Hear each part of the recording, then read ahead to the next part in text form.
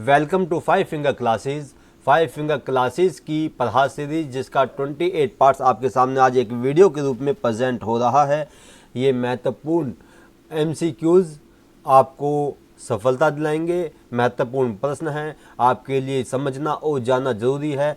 बाल विकास एंड शिक्षण शास्त्र के ये प्रश्न आपके सामने हैं जो आपकी शिक्षक भर्ती परीक्षाओं की तैयारी के लिए आपका सहारा बनेंगे, आपके लिए सहायक होंगे, महत्वपूर्ण सिद्ध होंगे।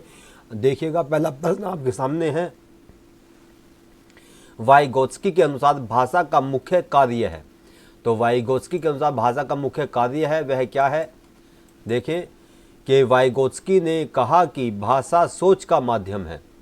भाषा सोच का माध्यम है, यह संज्ञानात्मक विकास को दिशा देता है। तो भाषा का जो मुख्य कार्य है वह है संज्ञानात्मक विकास को दिशा प्रदान करना। तो इसका सही उत्तर है कि कॉग्निटिव डेवलपमेंट, क्योंकि उन्होंने कहा कि भाषा सोच का माध्यम है और यह संज्ञानात्मक विकास को दिशा प्रदान करता है। डिफरेंशिएटेड इंस्ट्रक्शन का अर्थ है, यानी कि डिफरेंशिएटेड जो इंस्ट्रक्शन है या टीचिंग है उसका क्या अर्थ है कि शिक्षक को बच्चे की क्षमता, गति और रुचि के अनुसार, यानी ये तीन चीज़ों का आपको ध्यान रखना है यहाँ पर कि शिक्षक को बच्चों की क्षमता, उसकी गति और उसकी रुचि के अनुसार शिक्षण प्रदान करना चाहिए।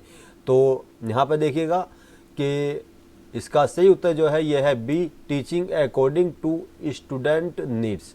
और स्टूडेंट्स की नीड्स क्या है कि बच्चे की क्षमताएं क्या हैं, उसकी गति क्या है, सीखने की गति क्या है और उसकी रुचियाँ किस प्रकार की हैं। इसको ध्यान में रखते हुए एक शिक्षक को बच्चे के अनुसार शिक्षा प्रदान करना चाहिए। इसी को यहाँ पर डिफरेंशिएटेड इंस्ट्रक्शन या बेहतर शिक्षण कहा गया है। आगे देखिए कि समावेशी कक्षा में शिक्षक की भूमिका क्या है। जो इंक्लूसिव एजुकेशन है या इंक्लूसिव क्लासरूम है उसमें एक शिक्षक की क्या भूमिका है कि शिक्षक को सभी के लिए समान अनुकूल और सहयोगात्मक गतिविधियां बनानी चाहिए। यानी कि समान भी हों, अनुकूल भी हों और सहयोगात्मक गतिविधियां बनानी चाहिए ताकि कोई बच्चा छूटे नहीं। यानी कि यहाँ पर to design common activities for all learning, यानी कि सभी को सीखने के समान अवसर प्रदान किए जाने चाहिए। इसी को ही समावेशी शिक्षा और समावेशी कक्षा का नाम दिया गया है। आगे देखें, summative assessment is constructed by, या सारांशात्मक मूल्यांकन किसे कहा जाता है। तो यहाँ पे देखिए कि पिछले वीडियो में मैंने आपको फॉर्मेटिव असेसमेंट के बारे में बताया था और यहाँ पर है समेटिव असेसमेंट। समेटिव असेसमेंट वह होता है जो सत्र के अंत में जो आपका इवैल्यूएशन किया जाता है, आपका असेसमेंट किया जाता है, उसको कहा जाता है। तो समेटिव असेसमेंट कोर्स के अंत में किया जाता है, सत्र के अंत में किया जाता है, या जो भी क्रिया पूर्ण हो चुकी हो, पूर्ण होने के बाद उस क्रिया का परिणाम जानने के लिए ये असेसमेंट किया जाता है ताकि सीखने के परिणामों का मूल्यांकन किया जा सके। तो इसका सही उत्तर है विकल्प B, after completion of learning. आगे देखें कि the term self actualisation mean, self actualisation का क्या अर्थ है। तो मैस्लो के अनुसार आत्म साक्षात्कार वह अवस्था है जहाँ व्यक्ति अपनी संपूर्ण क्षमताओं को पहचानता है। मैंने आपको बताया था कि, और बार बार बताता हूँ आपको कि मैं यहाँ पर अपने इन वीडियोज़ में विशेष रूप से टर्मिनोलॉजी प्रयोग करता हूँ क्योंकि ये टर्मिनोलॉजी आपके एग्ज़ाम में 1 या 2 नंबर में आ जाती है। पूछ लिया जाता है आपसे कि समावेशी शिक्षा क्या है, या रीइंफोर्समेंट किसे कहते हैं, फीडबैक क्या है, फीडबैक का अर्थ लिखिए, या सेल्फ एक्चुअलाइजेशन का अर्थ लिखिए। इस प्रकार के प्रश्न 1 या 2 नंबर में आपसे परीक्षाओं में पूछ लिए जाते हैं। इसके अलावा जो MCQs होते हैं, जो कंपटीशन की तैयारी आप लोग कर रहे हैं, उसमें भी इस प्रकार के प्रश्न पूछ लिए जाते हैं। तो यहाँ पर देखिएगा कि उसका सही उत्तर क्या है, या बेसिक फिजिकल नीड्स है ये, या सेफ्टी एंड सिक्योरिटी है, या रियलाइजिंग वंस पोटेंशियल है, या सीकिंग अदर अप्रूवल है। तो यहाँ पर इसका जो सही उत्तर है वो विकल्प सी है, रियलाइज वंस पोटेंशियल, यानी कि जहाँ व्यक्ति अपनी क्षमताओं को पहचानता है उसी को यहाँ पर सेल्फ एक्चुअलाइजेशन कहा गया है। यह मैस्लो की जो हायरार्की है, उस मोटिवेशनल हायरार्की है, उसमें यह उच्च स्थान रखता है, यानी कि सबसे ऊंचा स्थान रखता है, यानी कि सबसे अंत में इसको दिया गया, इसीलिए इसको उच्च स्तरीय मोटिवेशन या अभिप्रेरणा भी कहा जाता है। आगे देखिए, निम्न में से कौन सा अभ्यास समावेशी शिक्षण को बढ़ावा देता है? तो कौन सा अभ्यास जो है वो समावेशी शिक्षण को बढ़ावा देता है? यहाँ पे देखिएगा कि peer learning and group support या ग्रुप डिस्कशन सभी छात्रों को एक दूसरे से सीखने में मदद करता है। तो peer tutoring and group learning जो होती है वो बालक के सीखने में सहायता प्रदान करती है, समावेशी शिक्षण को आगे बढ़ाती है। धीरे धीरे सीखने वाले बच्चों के लिए सबसे प्रभावी तरीका क्या है? यहाँ पे देखिएगा कि सबसे प्रभावी तरीका क्या है ऐसे बच्चों के लिए जो धीरे धीरे सीखते हैं, जिनको हम स्लो लर्नर की श्रेणी में रखते हैं। तो यहाँ पर पुनरावृत्ति, रिपीटिशन, प्रोत्साहन और व्यक्तिगत ध्यान से ऐसे बच्चों में आत्मविश्वास और सीखने की गति बढ़ती है। यानी कि एक शिक्षक होने के नाते आपको ज़रूरत है इस बात को पहचानने की कि कक्षा के अंदर स्लो लर्नर कौन कौन से विद्यार्थी हैं। अगर कोई विद्यार्थी स्लो लर्नर आपको दिखाई देता है तो आप उसकी सहायता कैसे करेंगे? सीखने की सबसे महत्वपूर्ण जो विधियाँ उनके लिए प्रयोग करेंगे उसमें है रिपीटिशन एंड मोटिवेशन। इसका सही उत्तर जो है वह है बी विकल्प है कि जहाँ पर आप जो है विद्यार्थी को लगातार रिपीटिशन देंगे, पुनरावृत्ति करेंगे और साथ साथ उसको मोटिवेशन देंगे, और यही नहीं बल्कि व्यक्तिगत रूप से उस पर आप ध्यान भी रखेंगे और उसकी सहायता करेंगे जिससे उसका आत्मविश्वास बढ़े और उसकी सीखने की जो प्रक्रिया है, गति है, वह बढ़े और वह लगातार कोई ना कोई एक्टिंग करता रहे, एक्ट सीखता रहे, खेलकूद में पार्टिसिपेट करता रहे, जो कक्षाओं में कल्चरल प्रोग्राम हो उनमें वह अपनी सहभागिता प्रेजेंट करे।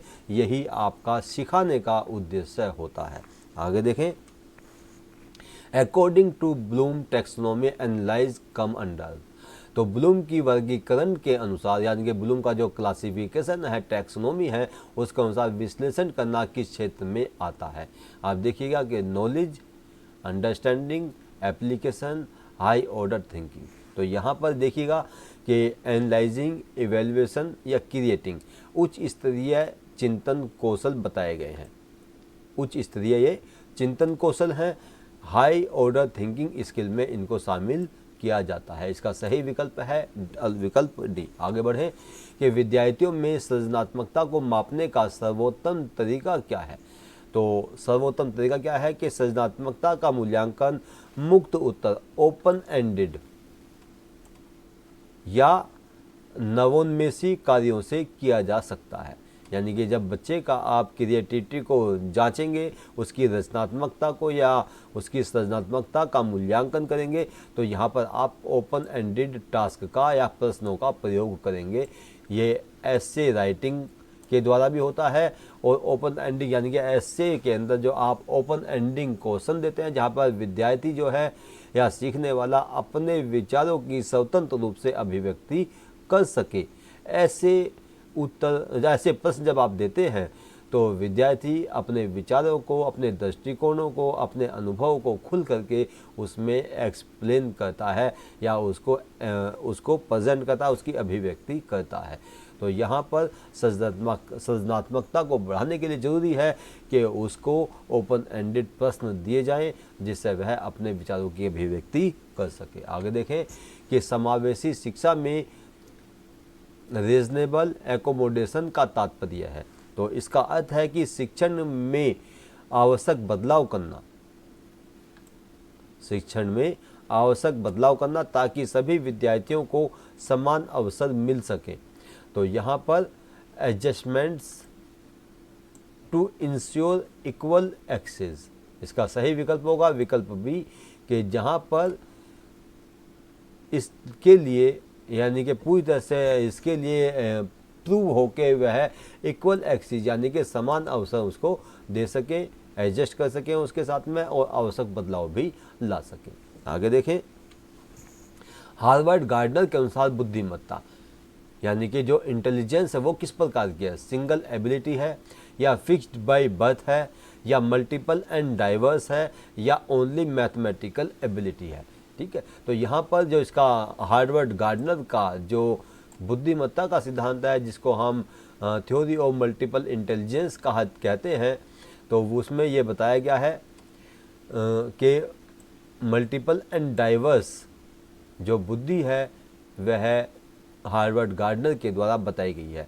गार्डनर ने मल्टीपल इंटेलिजेंस थ्योरी दी, जिसमें भाषिक यानी कि इसमें यहाँ पर इसके वो भी दे दिया आपके सामने एग्जाम्पल भी कि भाषिक इंटेलिजेंस के बारे में उन्होंने बताया, यानी कि इंटेलिजेंस का जो सिद्धांत उन्होंने दिया जिसको नाम दिया गया मल्टीपल इंटेलिजेंस थ्योरी, उसमें उन्होंने भाषिक इंटेलिजेंस को रखा, लैंग्वेज इंटेलिजेंस को रखा, तार्किक, संगीतक, देहिक, अंतर्वैयक्तिक आदि अनेक प्रकार की बुद्धियाँ शामिल होती हैं। यानी कि उन्होंने अपने सिद्धांत में अनेक प्रकार की बुद्धियों की विवेचना की जो कि मल्टीपल भी हैं और डाइवर्स भी होती हैं।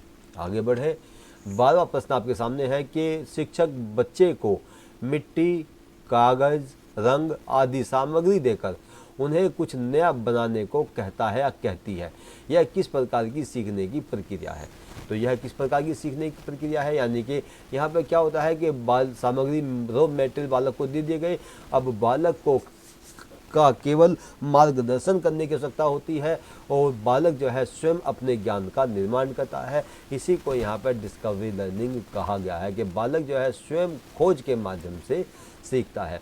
तो जब विद्यार्थी स्वयं खोज या अनुभव से कुछ नया सीखते हैं तो यह ब्रूनर की डिस्कवरी लर्निंग कहलाती है। आगे बढ़े, 13वां प्रश्न आपके सामने है कि शिक्षक विद्यार्थियों के गलत उत्तर पर उसे प्रयास के लिए कहती है और पुनः सोचने को कहती है। यह शिक्षक किस प्रकार का वातावरण बना रही है?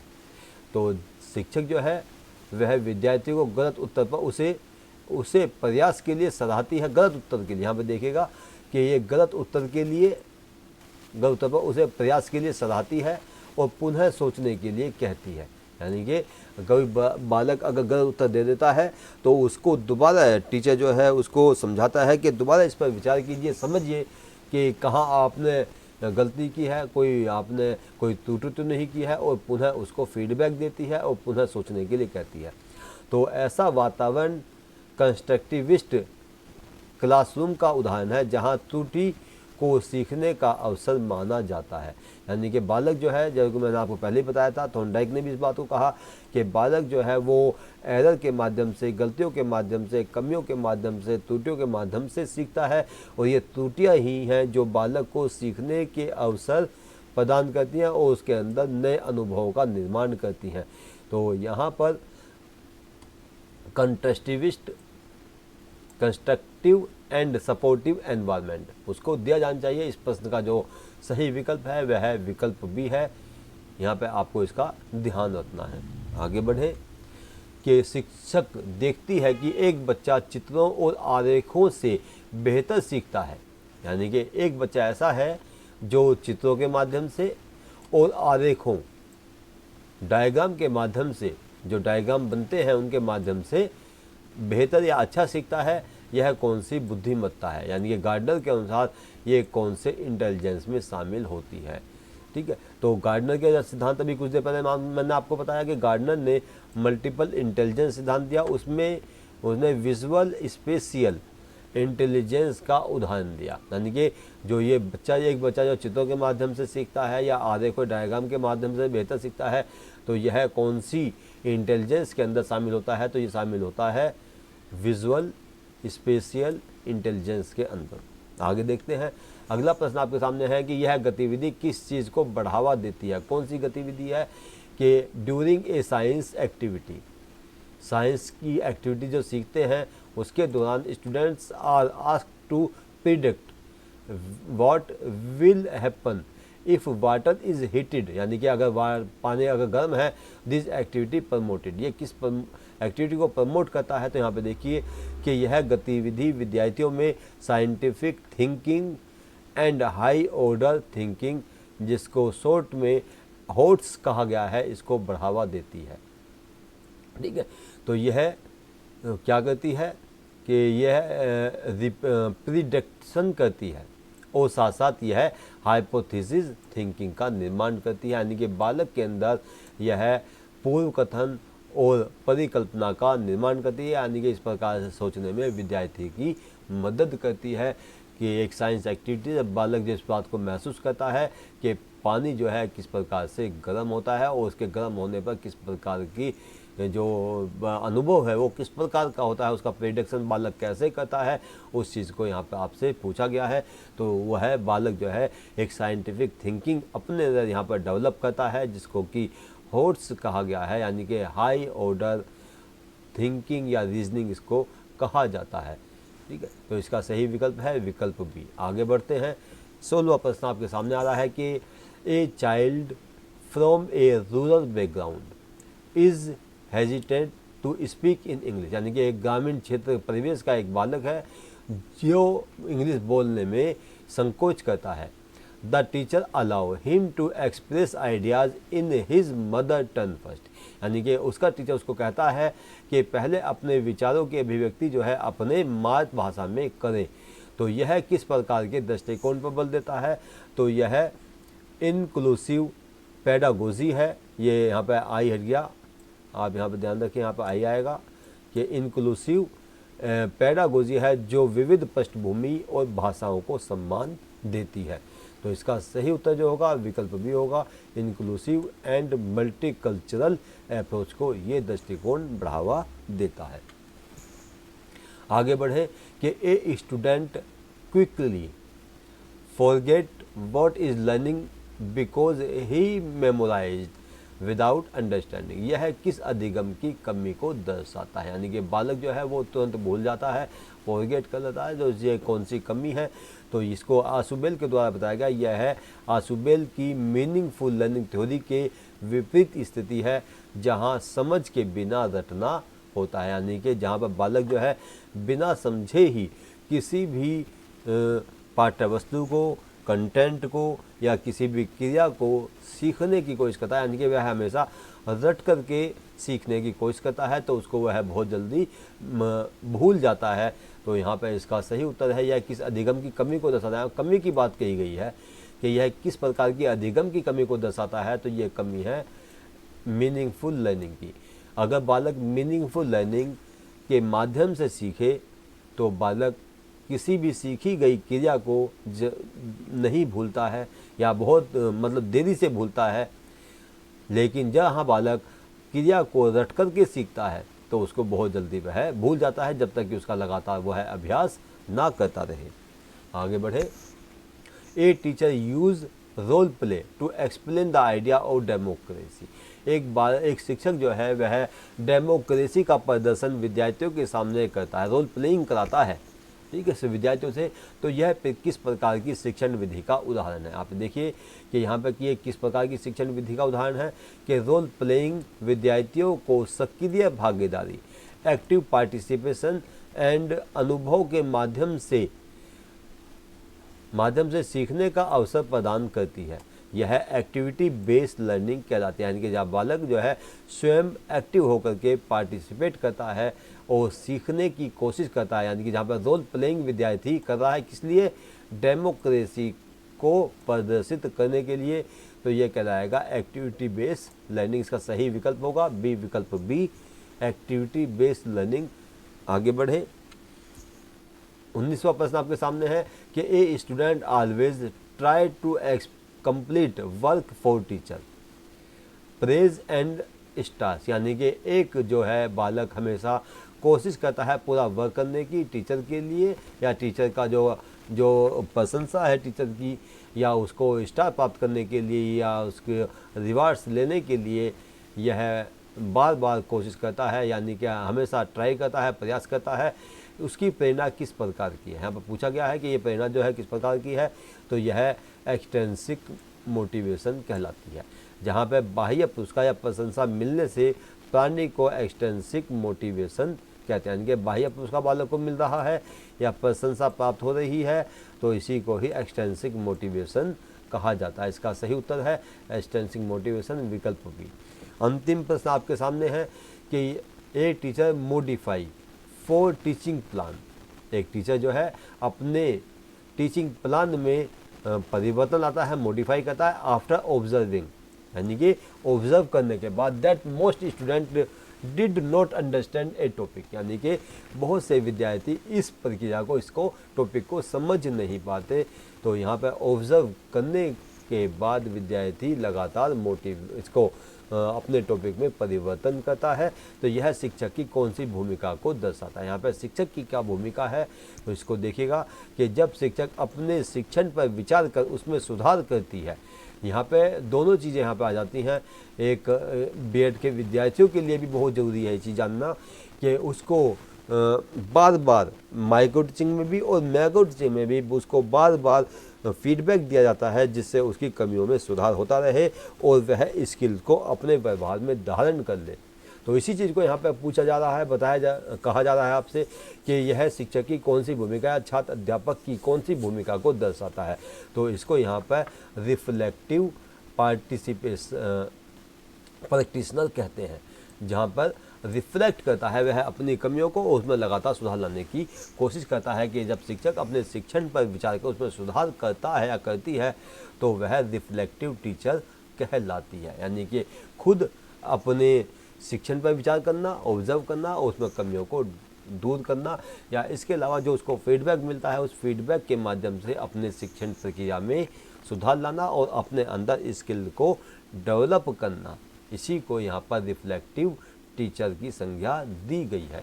तो मुझे उम्मीद है कि एक एक बात मेरी जो मैं आप तक पहुँचाना चाहता हूँ आप इसको समझ रहे होंगे, और जो प्रश्न आपके सामने आ रहे हैं ये आपके लिए बहुत महत्वपूर्ण होंगे। ऐसा भी आप लोग समझ रहे होंगे, जान रहे होंगे कि ये प्रश्न कितने महत्वपूर्ण हैं और किस प्रकार के प्रश्न जो हैं वो शिक्षक भर्ती की परीक्षाओं में, बीएड और डीएलएड की परीक्षाओं में आते हैं। तो मुझे उम्मीद है कि आपको ये वीडियो ज़रूर पसंद आएगा।